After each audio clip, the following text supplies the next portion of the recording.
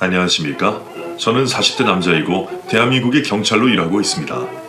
남들은 저를 반듯하고 올곧은 길만 걸어왔을 것 같은 사람으로 생각하지만 저에게도 나름 아픔이 있었어요. 생모가 분명 존재했지만 보육원에서 자랄 수밖에 없었던 저의 사연을 여러분들께 이야기해드릴까 합니다. 저의 아버지는 제가 태어나자마자 갑작스러운 투병을 한 후 돌아가셨다고 했습니다. 어머니는 저를 육아하고 아버지의 간호까지 하면서 힘든 세월을 보내셨겠죠. 아버지가 돌아가신 후 제가 5살이 되었을 때쯤 낯선 아저씨가 저희 집에 들어와 살기 시작했던 게 어렴풋이 기억이 납니다. 그 아저씨는 저를 힘껏 안아올리며 이제는 내가 네 아빠다 했는데 제가 낯설어서 많이 울었어요. 나에게 아버지는 하나뿐인데 갑자기 다른 아빠가 생겼다고 하니까 어린 마음에 많이 혼란스러웠던 것 같습니다. 그래서 계부에게 쉽게 정을 주지 못했어요. 하지만 그때 어머니도 남편 없이 혼자 아이를 키우려고 했으니 얼마나 막막했겠어요. 지금 와서 생각해보면 그럴 수밖에 없었을 것 같아요. 하지만 제 기억 속의 가정은 그리 평화롭진 않았습니다. 계부와 어머니가 싸우는 일이 많았어요. 어린 나이에 그런 장면을 보면 오랫동안 기억에 남잖아요. 폭언을 하고 접시를 깼던 게 유독 기억이 나요. 그때는 모든 게 저 때문인 것 같았습니다. 두 분이 싸울 때마다 제 이름이 오고 갔을 때 저는 움찔움찔하며 방 안에 숨어 있을 수밖에 없었어요. 행복하지 않은데 왜 두 분은 재혼을 했을까 궁금한 생각이 들더라고요. 계부는 화물차를 운전하며 돈을 벌고 있었고 저희 어머니는 공장에 다니며 저희 집 생계를 책임지고 있었습니다. 싸울 때도 많았지만 그래도 분위기가 좋을 땐 그럭저럭 잘 지내셨기 때문에 그렇게 몇 년 동안 저희는 별 탈 없이 지냈어요. 그러던 중 사건이 일어나고 말았습니다. 그날 이후로 어머니의 인생이 완전히 뒤바뀌게 되었죠. 어느 날 어머니가 사고가 났다며 병원에 입원했다는 소식을 듣고 계부의 손에 이끌려 병원에 갔습니다. 그런데 어머니 한쪽 발에 붕대가 칭칭 감겨져 있었는데 뭔가 휑한 겁니다. 공장에서 일어난 갑작스러운 사고였다고 했어요. 그렇게 어머니는 팔 한쪽을 잃은 채로 공장을 관둘 수밖에 없었습니다. 그 후로 집에 계시면서 저에게 갑자기 혹독한 태도로 훈계를 하기 시작하셨어요. 너 오늘 방 청소는 네가 알아서 해. 그 정도 나이 때는 다 할 수 있는 거예요. 그래 너 누가 이렇게 후줄근하게 입고 다니랬어.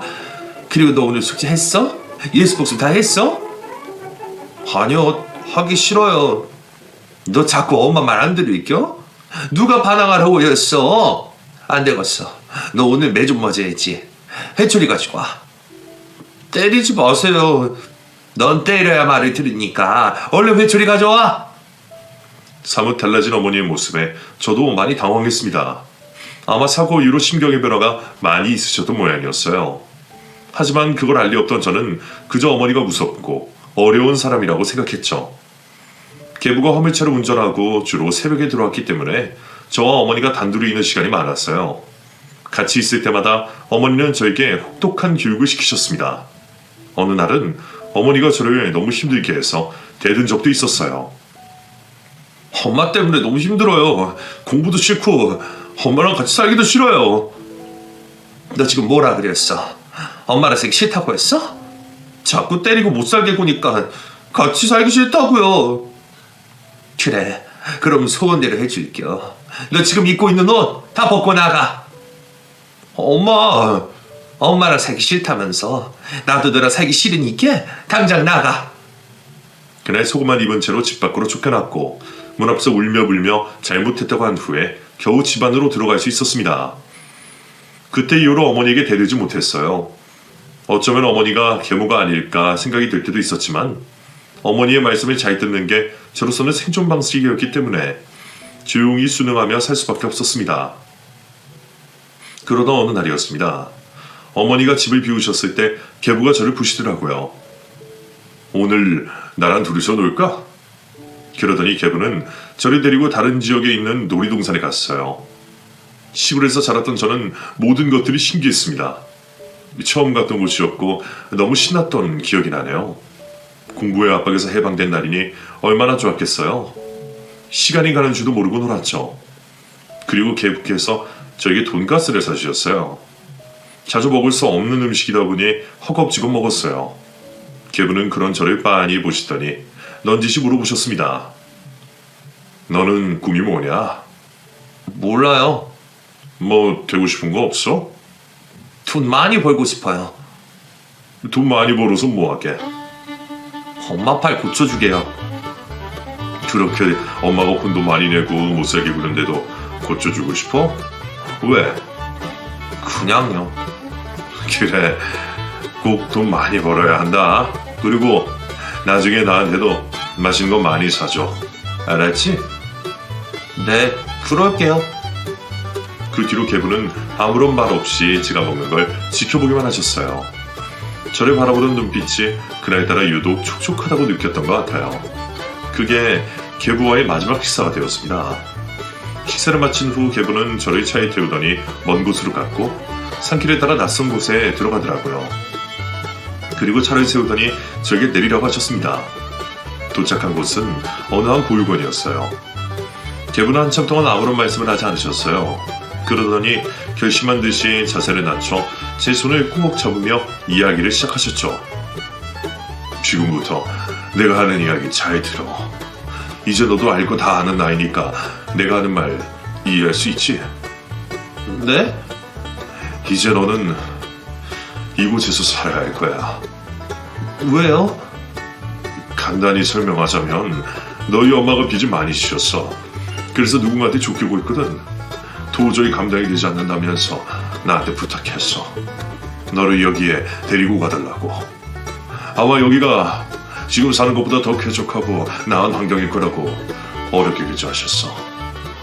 엄마가 저 버린 거예요? 버린 거라기보다는 놓아줬다는 말이 더 맞겠지. 이곳에서 너는 이름을 바꾼 채로 살아가는 게 나을 거야. 아마 무서운 아저씨들이 알고 찾아올 수도 있거든. 무슨 말인지 이해하지? 그럼 저 언제까지 여기 있어야 돼요? 기약은 없어. 그러니까 너는 너가 살 길을 찾으면 돼. 내 말이 무심하게 들릴 수도 있다는 거 알아. 하지만 이게 너를 위한 최선이라는 것만은 알아줬으면 좋겠다. 그리고 개부는 안주머니에서 종이 하나를 꺼내 저에게 건네주었어요. 어머니가 저에게 쓴 편지였죠. 그 안에는 어머니의 구구절절한 사정이 담겨 있었고 결국에는 저를 버려서 미안하다는 내용으로 마무리가 되었습니다. 그 편지를 읽으니까 제가 부모에게 버림받았다는 사실이 실감나더라고요. 아무리 힘들어도 그렇지 어떻게 자식을 버릴 수가 있을까요? 제발 버리지 말아달라고 개부에게 매달리며 울었어요. 하지만 개부는 미안하다는 말과 함께 뒤돌아섰고 타고 온 차를 타고 멀리 사라졌습니다. 그렇게 저는 홀로 보육원 생활을 시작하게 되었어요. 나를 버린 생모에 대한 배신감 때문에 며칠 동안은 잠을 잘 수조차 없었습니다. 화가 났기 때문에 그곳에 있던 아이들과 제대로 어울리지도 못했고 혼자 걷을 때가 많았어요. 그럴 때마다 원장님이 저를 사랑으로 보듬어 주셨죠. 생모도 나를 버리는데 피도 안 섞인 분이 이렇게 나를 신경 써주시는구나 싶어 감사한 마음이 들더라고요. 그래서 어느 순간부터는 그곳의 생활에 적응하며 살기 시작했습니다. 그곳에서 저는 새로운 이름과 새로운 삶을 얻게 되었어요. 그리고 생모를 지우고 살아가게 되었죠. 그래도 일이 해결되면 언젠가 찾으러 오겠지 하는 마음으로 기다렸습니다. 하지만 1년이 지나고 2년이 지나고 어머니는 저를 찾으러 오지 않으셨어요. 그곳에 있는 아이들 대부분이 부모를 기다렸지만 대부분 오지 않는다는 걸 뒤늦게 깨달았습니다. 언젠가부터 체념을 했고 이곳이 내가 머물 공간이구나 생각하며 점점 가족에 대한 희망을 놓게 되더라고요. 그곳에 살면서 세상에 대한 혐오가 생길 만도 했지만 선의를 베풀어 주시는 분들을 만나면서 제 안의 약한 마음이 점점 선하게 박혔던 것 같습니다. 그 중에 제 인생의 은인과도 같은 분이 계셨는데요. 매주 주말마다 보육원에 와서 저에게 공부도 가르쳐 주시고 필요한 것들을 지원해 주셨어요. 그리고 그분은 저에게 인생을 살아가는데 꼭 필요한 조언들을 해주셨습니다. 그분은 중년 남성의 경찰이셨어요. 편한 것만 추구하면 결국에는 그저 그런 인생을 살게 돼. 나도 인생을 다 아는 건 아니지만 어쨌든 살다 보니까 의미가 더 중요한 것 같더라. 돈 많이 벌고 높은 위치에 가는 것도 물론 중요하겠지만 인생에서 의미가 없으면 결국에는 허무한 기분이 들 거야. 너도 인생에서 어떤 일을 해야 의미가 있을지 찾는 게 좋을 거다. 꿈을 찾을 때까지 아저씨가 도와줄 테니까 천천히 찾아보도록 해. 어린 마음에 그 아저씨가 너무 멋지고 존경스럽더라고요. 제 인생에 영향을 가장 많이 주신 분이 바로 그분이었습니다. 저희 장래희망이 경찰이 된 것도 그 아저씨가 하는 일이 훌륭해 보였기 때문이었어요. 나도 꼭 저런 어른이 되어서 보육원 아이들에게 봉사할 수 있는 넓은 그릇을 가지고 싶다는 생각을 하며 자랐고, 그 결심이 들자마자 정말 치열하게 공부하며 지냈습니다. 비교적 어린 나이 때부터 악착같이 살다 보니까 남들보다 좀 더 앞서가게 되더라고요. 어쩌면 저를 발전시켜준 사람은 다름 아닌 생모였던 것 같습니다. 보란듯이 공부해서 반드시 성공한 사람으로 살아남겠다는 의지 하나로 버텼으니까요. 기다리 아저씨였던 그분은 제가 성인이 될 때까지 지원을 아끼지 않으셨습니다. 그리고 제가 성인이 되자마자 거처를 대신 알아봐 주셨고, 끊임없이 저에게 필요한 게 있는지 물어보셨어요. 나중에는 정말 궁금해지더라고요. 피도 안 섞인 남자아이를 왜 이렇게 아낌없이 도와주셨는지 말입니다. 성인이 되고 난 후 그분과 술을 한 잔 마실 기회가 생겨서 그때 물어봤어요. 아저씨는 왜 저한테 이렇게 잘해주셨어요? 그래서 싫으냐? 감사하니까요. 너무 감사한데 이해가 잘 안 가서요. 저라면 생판 남인 사람을 그렇게 도와주지 못할 것 같거든요. 너를 처음 또 보는데 예전에 내 모습을 보는 것 같더라고. 나도 보육원에서 자랐거든. 아저씨도요? 그래. 나는 부모가 사고로 세상을 떠나는 바람에 맡겨졌어. 한순간에 혼자가 됐지. 친척 모두가 나를 거부했거든. 그 누구도 나를 거둬줄 수 없다고 해서 간 곳이 보육원이었어. 그리고 그곳이 내 터전이 되었고, 지금은 그 보육원이 사라져서 찾아갈 수도 없게 됐지. 그래서 나와 상황이 비슷한 애들한테 마음이 더 갔던 거야. 특히 너를 보자마자 예전에 내 모습이 떠올라서 마음이 많이 아팠지. 힘도 없고 아무 의욕도 없는 모습이 딱 그때 내 모습 같았어. 제가 그랬나요? 그래 임마. 사내 녀석이 어깨를 쫙 펴고 다녀야지. 무슨 시한부 인생 사는 것 마냥 축 처져 있으면 어떡하냐 말이야. 그때 너를 처음 보고 집에 돌아오는데 자꾸 아른거리더라고. 어쩌면 그렇게 살고 싶은 게 아니라 누군가의 도움이 필요한 녀석일 수도 있겠다고 생각했지. 그렇게 너한테 다가가게 된 거야. 아저씨가 저를 살리셨어요. 제 인생의 구원자나 다름없으세요. 감사합니다. 오늘은 해가 서쪽에서 드러나. 애가 안 하던 말을 하네. 진심이에요. 그리고 제가 아저씨 평생 책임질게요. 네 인생이나 책임져. 내 인생 내가 알아서 살 테니까.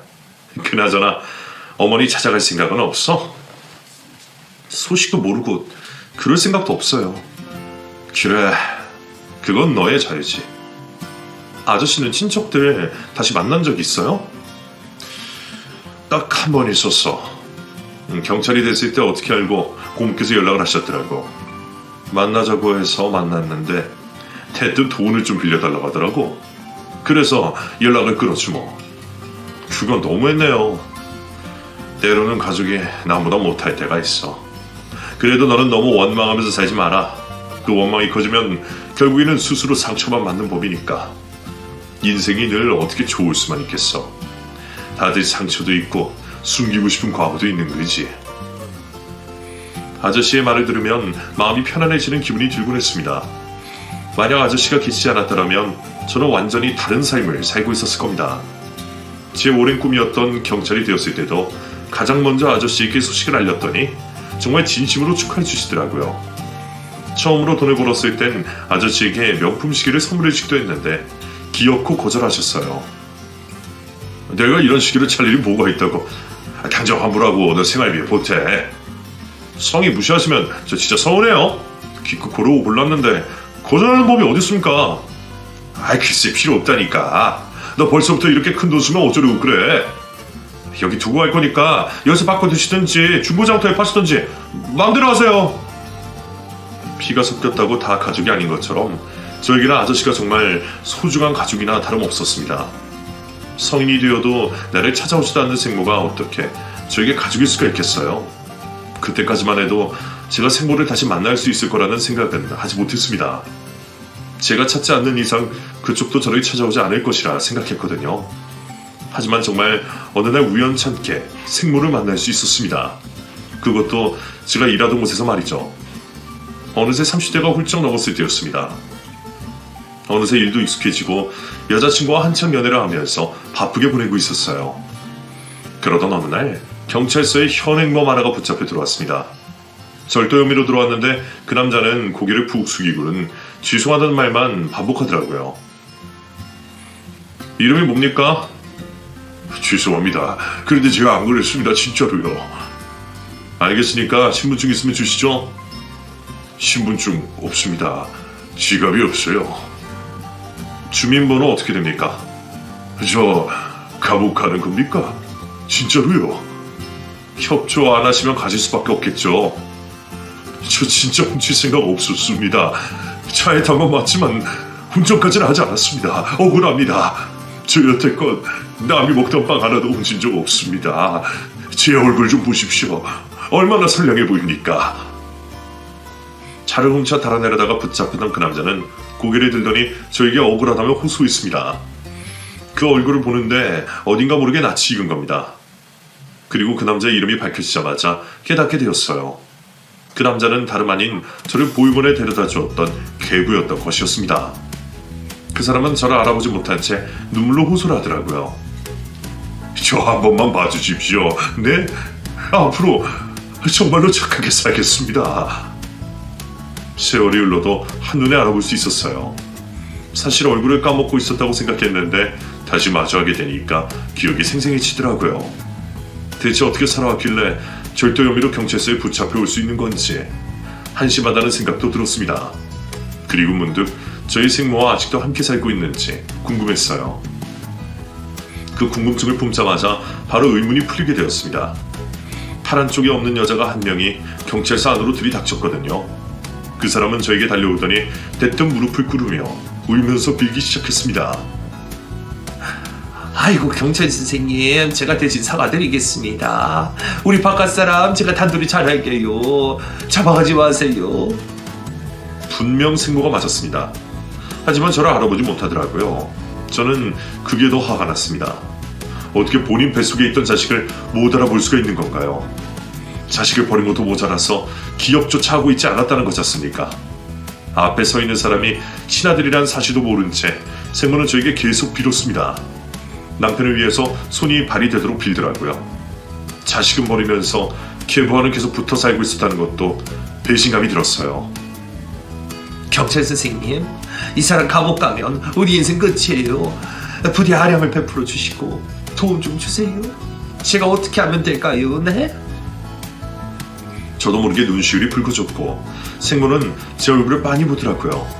하지만 저를 계속 경찰 선생님이라고 불렀어요. 끝까지 저를 알아보지 못한 것이었죠. 화가 나고 분한 마음과 서러운 마음이 동시에 들었습니다. 그래서 저도 모르게 역정을 내고 말았습니다. 대체 왜 이렇게 사십니까? 죄송해요. 집에만 보내주시면 제가 진짜로 바깥사람 특장 때려가면서 혼낼게요. 그러니까 이렇게 부탁드려요. 저 기억 안 납니까? 네? 나 기억 안 나냐고요. 그게 무슨 말씀이신지. 저는 제 이름 석자를 생모에게 말해주었습니다. 한동안 다른 이름으로 살고 있었기 때문에 예전에 그 이름을 저도 오랜만에 입 밖으로 꺼내보게 되었어요. 그 이름 석자를 말해주자 생모는 벌떡 일어나더니 저에게 다가오더라고요. 저는 서러운 마음에 생모를 향해 소리쳤습니다. 어떻게 진짜 시켜 못 알아봅니까? 나는 한눈에 알겠던데. 경찰 선생님이 제 아들이라고요? 왜요? 구구절절 편지까지 써가면서 버린 아들을 여기서 보니까 당황스러우세요? 진짜로 내 아들이 맞다고요? 딱 보면 모릅니까? 생모는 다급하게 제 얼굴을 손으로 잡더니 목덜미 뒤쪽을 봤습니다. 거기에 자리 잡혀있는 큰 점을 보더니 생모는 저를 붙잡고 오열하기 시작했어요. 아이고 내 아들 맞네. 맞아. 진짜 맞지? 저 맞아요. 생모는 저의 얼굴을 이리저리 만지시며 확인을 하시더니 갑자기 저에게 소리를 꽥 지르셨습니다. 이놈아, 그런데 어떻게 엄마한테 그럴 수가 있어?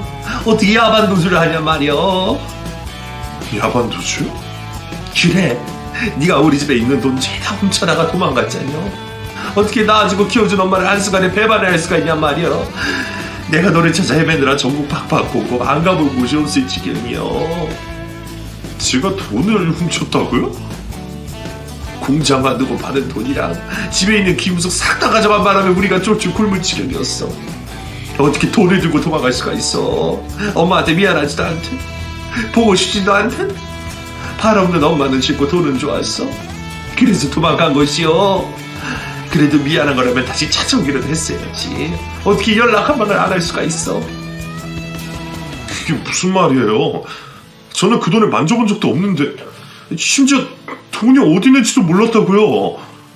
지금 기억이 안 나는겨? 너가 나한테 편지까지 쓰고 갔잖여. 돈 훔쳐서 미안하다고, 나중에 성공해서 돌아오겠다고, 찾지 말아달라고 신신당부하고 떠났잖여. 지긋지긋했다며. 더 이상 엄마랑 같이 살기 싫어서 떠나는 거라고 썼잖여. 발 없는 병신 엄마는 이제 필요가 없다며. 제가요?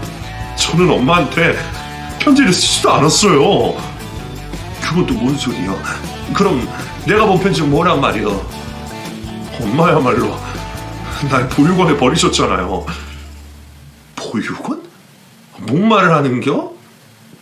직접 데려다주기 미안하다고 아저씨 시키셨잖아요. 빚을 많이 줘서 쫓기고 있다고. 내가 빚이 있다고? 누가 그려? 엄마가 직접 편지까지 저한테 써줬었잖아요. 미안하다고 찾지 말아달라면서요. 엄마를 잊어달라면서요. 그래서 내가 이름까지 바꿔가며 살았다고요. 내가 어떤 심적으로 살았는지 알기나 해요? 잠깐만, 내가 편지를 썼다고? 나는 그런 적이 없는데. 분명 엄마가 쓴 편지였어요. 근데 나는 엄마한테 편지를 쓴 적이 없다고요. 분명 네가 쓴 편지였는데 대체 어떻게 된 일이여? 저는 생모에게 편지를 쓴 적이 없었고 생모도 저에게 편지를 쓴 적이 없었다고 했습니다. 그럼 누가 그 짓을 꾸몄을까요? 딱 한 사람이 남잖아요. 바로 저희 엄마 곁에 늘 있었던 계부였습니다. 생각해보면 저는 제가 어머니에게 버려졌다는 걸 어머니의 입으로 직접 듣지 못했습니다. 그저 계부를 통해 들었을 뿐이었죠. 여태껏 어머니는 제가 스스로 야반도주를 했다고 생각하고 있었습니다. 한마디로 엇갈린 채로 지금껏 살았던 겁니다. 어머니는 잠시 생각에 빠진 듯 하다가 계부를 향해 달려갔고 계부의 뺨을 후려치셨어요. 그리고 한 손으로 멱살을 잡고 흔들었습니다. 네가 그랬어? 네가 내 돈 훔쳐다가 내 아들한테 2명 씌웠어? 그래놓고 내 아들 보육원에 가둔겨? 아니라고. 일단 진정 좀 해. 경찰서에서 뭐하는 짓이야? 뭐하는 짓이긴 얼른 대답해. 자백 받았어 내가. 너 여기서 바로 깜빡 쳐넣을 거요. 글쎄, 난 그런 적이 없다니까. 왜 나한테 그래? 일단 나 좀 여기서 빼내주라. 그럼 나가서 얘기할 수 있잖아. 여기 경찰 선생님들, 내 돈 갈취하고 남의 자식 보육원에 보내버린 놈이 강도가 여기 있네요. 이 인간 당장 교도소에 좀 보내줘요. 그만 좀 해. 뭘 그만해? 야 이놈아, 내 인생 네가 말아먹었어. 우리 아들 인생도 네가 말아먹었다고. 어떻게 책임질 거야? 그런지도 모르고 내 평생을 네 놈한테 바쳤어. 인간같이 살지도 못한 쓰레기 같은 놈 데려다가 살아줬더니 내 아들을 빼돌려. 그러고도 네가 사람이야? 솔직히 네가 나를 데리고 사라진 건 아니지. 장난쳐? 발 없는 병신을 내가 책임져 준 거지. 그런 고마움은 싹 잊어버리고 나더러 쓰레기 같은 놈이라고. 야, 너 내가 버렸으면 이미 앵벌이하고 다녔어. 이 나쁜 인간아, 누가 누구더라 앵벌이래.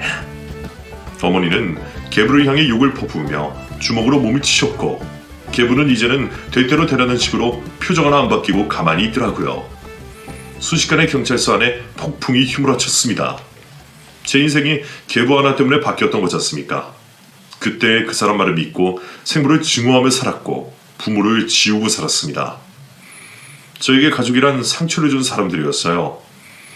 분명 그랬는데 그날 이후로 모든 게 뒤집어졌어요. 나라는 존재에 대해서 혼란스럽기 시작하더라고요. 심장이 엄청나게 빨리 뛰기 시작하면서 식은땀이 났습니다. 동료가 저더러 너무 얼굴이 안 좋다고 쉬어야 하는 거 아니냐고 하더라고요. 점심에 먹은 걸 화장실에 가서 개어내고 나서야 겨우 진정할 수 있었습니다. 어쨌든 상황이 겨우 수습되고 어머니와 계부가 경찰서에서 빠져나갈 수 있었어요. 그리고 어머니는 제가 일을 마칠 때까지 경찰서 앞을 지키고 계시더라고요. 다시 만난 어머니는 한결 차분해진 모습이었습니다. 아들, 내가 미안해요. 모든 게 내 탓이요. 내가 그놈을 만나지 않았어도 네가 이 고생을 하지 않았을 텐데 이 엄마가 다 잘못했어. 너한테 어떻게 용서를 빌면 좋을까? 그때 그 인간이 나한테 거짓말을 했을 때 믿지 말았어야 했어. 돈에 눈이 멀어서 자식까지 버리는 놈이라는 걸 진작 알았어야 했는데 중간에서 이간질하는 놈이라는 걸 알았더라면 당장 그 놈이라 찢어졌을 텐데 말이야. 이 엄마가 너무 한심해 보이지. 내가 봐도 이렇게 멍청하고 한심한데 네 눈에는 어떻게 했어? 나를 절대로 용서하지 말어. 나도 나를 용서할 수 없으니까. 처음에는 원망도 많이 했어요. 어떻게 피부치를 떼어낼 생각을 했을까? 어떻게 한 번에 찾아올 생각을 안 했을까? 복수하고 싶었던 적도 많았어요. 그런데 저도 자라면서 좋은 어른을 만났고 실은 원망이 사라졌어요. 어떻게 보면 엄마랑 살아온 인생보다 저 혼자 살아낸 인생이 더 길잖아요. 그래서 너무 까마득해서 잊어버렸어요. 우리 아들 얼굴 좀 가까이 있어보자. 키도 많이 컸네. 아이고 내 새끼 어디다가 이제 나타났어. 어머니는 향이 아픈 몸으로 저를 안아주셨습니다. 이런 식으로 이런 상황에서 다시 재할 줄 몰랐던 저는 처음에는 당황했지만 진실을 알고 난 후에는 화가 나더라고요. 그리고 어머니와 포옹을 했을 땐 그동안 고생했던 서러움이 물밀듯이 떠밀려오는 것 같은 기분이 들었습니다. 그래서 저도 모르게 아이처럼 펑펑 울고 말았네요. 어머니도 같이 우시면서 제 등을 토닥여 주셨습니다. 평생 동안 간직해온 어머니에 대한 감정은 정말 다양했어요. 미움, 증오, 분노가 대부분을 차지했지만 마음속 깊은 곳에 그리움이 차지하고 있었나 봅니다. 얼어붙어 있던 마음이 서서히 녹기 시작하더라고요. 엄마라는 단어를 평생 동안 내뱉지 못할 것 같았는데 그날 그렇게 저는 입 밖으로 엄마라는 단어를 꺼내보게 되었습니다. 그리고 며칠 후 계부가 저를 만나러 왔어요. 저도 그 사람에게 할 말이 많은지라 데리고 카페에 가서 앉혔습니다. 그리고 화를 참지 못한 제가 먼저 물었어요. 대체 왜 그랬어요? 미안했다. 그게 미안한 사람의 태도입니까? 그리고 미안하다는 말로 이게 해결될 거라고 생각했어요? 당신 때문에 내가 얼마나 외롭고 힘들게 살았는지 알기는 합니까? 당신의 멍청한 선택 하나 때문에 나랑 어머니 둘 다 인생이 망가졌다고. 어쨌든 그때 우리 가정 사정이 안 좋았던 건 사실이고 나는 집안을 다시 일으켜야 할 의무가 있는 가장이었으니까 선택을 해야 했다. 잠시 너를 보육원에 맡겨두고 다시 찾아가려고 했어. 진짜야. 그런데 그 시간이 좀 길어졌을 뿐이야. 그러면 왜 나한테 누명을 씌웠는데요? 아저씨가 돈 훔쳤으면서 왜 어린 자식한테 누명을 씌우냐고. 급전이 필요했어. 너무 급해서 나도 뭐에 홀린 것처럼 그렇게 할 수밖에 없었어. 그땐 나도 철이 없던 나이였으니까. 지금이라면 절대로 그렇게 하지 않았을 텐데 그때는 나도 너무 생각 없이 살았어. 그날은 진짜로 충동적으로 한 행동이었어. 나도 두고두고 후회가 돼. 각자한테 전달할 편지까지 글씨체 따라하며 써놓고 충동적이었다고요. 계획적으로 벌인 일이라는 거 내가 모를 줄 알아요? 아직도 기억나요. 엄마가 집을 비웠을 때마다 아저씨 혼자 밥 먹고 나는 고구마 하나 던져주고 말았잖아요. 친자식도 아닌데 밥까지 먹여야 하니 얼마나 돈이 아까웠을까. 평생 이렇게 키워야 하나 싶어서 방해꾼처럼 느껴졌겠지. 아마도 내가 눈엣 가시였던 거겠죠. 그러니까 엄마 몰래 나를 보육원에 맡긴 거겠지. 그렇게 나를 제거하니까 좋았어요? 키워야 하는 자식을 내팽개치고 밥도 해주고 빨래도 해주는 여자가 생기되니까 그제야 마음이 편했어요? 나도 죄책감 많이 느꼈어. 이제서 이런 말 무슨 소용이냐 싶겠지만 그 보육원에 몇 번이나 갔었어. 네가 잘 지내는 모습 보고 다시 돌아갔지. 솔직히 말해서 기부인 나랑 사는 것보다야 그 우주에서 마음 편히 사는 게 낫지 않겠어? 장애인은 엄마 평생 돌보고 산다고 생각해봐. 얼마나 막막했겠어. 그때는 내가 원망스러웠을지는 몰라도 지금 와서 생각해보면 그리 나쁜 결정이 아니었을 거라고 느낄 거다. 그러니까 나를 버린 게 잘한 결정이라는 말이에요? 미쳤습니까? 그건 절대 아니지. 하지만 인생은 양면이 있는 법이야. 비록 시련이 있었겠지만 다른 면에서 생각해보면 그게 그리 나쁜 선택이 아니었던 거란 뜻이야. 그래, 내가 너를 그렇게 한 건 정말 잘못했다. 하지만 과거의 일이고 이미 너는 훌륭하게 잘 자라주었잖아. 당신한테는 그게 과거의 일일지는 몰라도 나한테는 현재야. 내가 훌륭하게 잘 자라줘서 그만이라고. 나는 아직도 버림받았던 그때 그날에 머물러 있었어. 당신이 그 마음을 알기나 해? 엄마가 무슨 이유로 당신 같은 놈이랑 여태껏 살았는지 모르겠는데 내가 볼 때 당신은 그냥 돈밖에 모르는 양아치야. 그렇지 않고서 애한테 그런 짓은 못하지. 어른한테 못하는 소리가 없네. 뭐 양아치? 너 그때 내가 안 걷어줬으면 너도 굶어 죽었어 임마. 그리고 어른이 그런 결정을 내렸으면 그럴 만한 사정이 있었나 보다 하고 넘길 줄 알아야지. 아직까지 그때 얘기를 꺼내면 나더러 어쩌란 말이야. 이미 시간은 지나갔고 이미 일은 다 끝났는데 어쩌라고. 그 말에 흥분한 저는 벌떡 일어나 그 인간의 얼굴을 주먹으로 때렸습니다. 그랬더니 그 인간이 소리를 버럭 지르기 시작하더라고요. 아이, 여기에 경찰관이 선량한 시민을 때립니다. 누가 와서 좀 도와줘요. 선량한 시민? 웃기고 있네. 당신이 사람이야? 내가 볼 땐 아주 열심히 짐승처럼 사는 버러지 새끼인 것 같은데. 너 이거 내가 경찰서에 고발할 거야. 마음대로 해요. 내가 가만히 있을 줄 알고. 내가 조사를 좀 해봤는데 말이야. 아저씨 인생이 아주 망나니 그 자체던데. 불법 도박에 중고 사기에 절대 폭행까지 아주 다양하게 사고를 치고 다녀서 어이가 없을 정도야. 나는 경찰로 벗으면 그만이지만 당신은 감옥행위란 뜻이야. 그리고 불법적으로 아이를 유기한 혐의를 받는다면 어떻게 될까? 이봐, 내가 맞으면 넘어가 줄 테니까 너도 이번만큼 나 좀 봐줘. 내가 진짜 불쌍한 사람이야. 여태껏 얼마나 힘들게 살아왔는데. 그래도 내가 네 엄마 인생 책임지려고 밤낮 없이 일했어. 엄마 돈까지 빼들리며 도박을 한 거겠지. 그리고 돈 필요할 때마다 엄마더러 돈 벌어 오라고 했겠지. 내가 그걸 모를 줄 알고. 어렸을 때부터 쭉 그랬어. 당신은 그냥 우리 집안의 기생충이었다고. 아무튼 나는 당신이 한 지 절대로 못 넘어가니까 얌전히 기다리기만 해. 어쩔 셈인데. 내가 알아서 한다니까? 너는 내 아들이나 다름없었어. 이제서야 겨우 만났는데 가족끼리 서로 민망해서 되겠어? 내가 앞으로 반성하면서 살 테니까 너도 나를 좀 받아다오.